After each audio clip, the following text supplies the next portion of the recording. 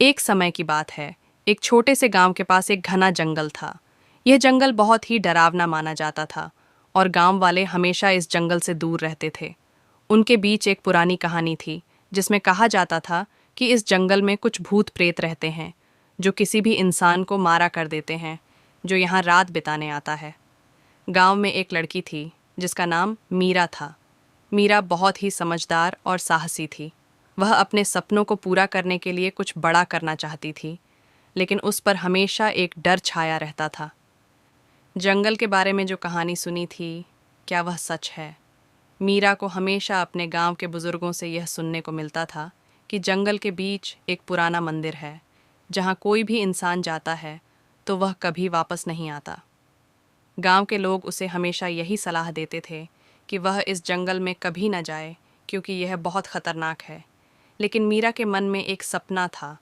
उसे विश्वास था कि अगर वह अपने डर का सामना करेगी तो वह अपने सपने को पूरा कर सकती है। एक दिन उसने ठान लिया कि वह इस जंगल में जाएगी और अपने डर का सामना करेगी। उसे पता था कि यदि उसने इस डर को पार कर लिया तो उसकी मंजिल उसे ज़रूर मिलेगी। एक शाम मीरा अपने साथ कुछ ज़रूरी चीज़ें लेकर जंगल की ओर चल पड़ी। जंगल में घुसते ही उसके चारों ओर अजीब सी आवाज़ें सुनाई देने लगीं। हवा तेज़ हो गई थी और पेड़ डरावने लगने लगे थे। लेकिन मीरा ने खुद से कहा, मेरे सपने को पाने के लिए मुझे इस डर का सामना करना होगा। जैसे ही वह मंदिर के पास पहुंची, वहां एक खौफनाक आत्मा प्रकट हुई। वह आत्मा बहुत डरावनी थी और उसने मीरा से कहा, तुम मेरे रास्ते में क्यों आई हो? तुम्हें पता नहीं मैं कितनी खतरनाक हूँ। लेकिन मीरा ने डरते हुए भी कहा, अगर तुम मुझे मारना चाहती हो तो मार लो, लेकिन मैं अपने सपने को कभी नहीं छोड़ूंगी। आत्मा ने मीरा को देखा और कहा, तुम सचमुच साहसी हो। अगर तुम सच में अपने सपने को पूरा करना चाहती हो तो तुम्हें अपने सबसे बड़े डर का सामना करना होगा। मीरा ने गहरी सांस ली और अपनी आंखें बंद कर दीं। उसने महसूस किया कि उसका सबसे बड़ा डर यह था कि वह अपने परिवार को खतरे में डाल सकती है। उसे डर था कि अगर कुछ हुआ तो उसके परिवार के लोग दुखी होंगे। लेकिन उसने खुद से कहा, अगर मैं अपने डर को जीत लेती हूँ तो मैं अपने सपने को पूरा कर सकती हूँ। उसके बाद आत्मा ने कहा, तुमने अपना सबसे बड़ा डर पार कर लिया है।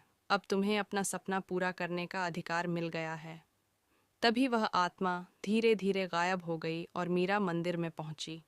वहां एक पुरानी किताब रखी हुई थी जिसमें लिखा था, जो अपने डर को जीत लेता है उसे उसकी मंजिल तक पहुंचने का रास्ता मिल जाता है।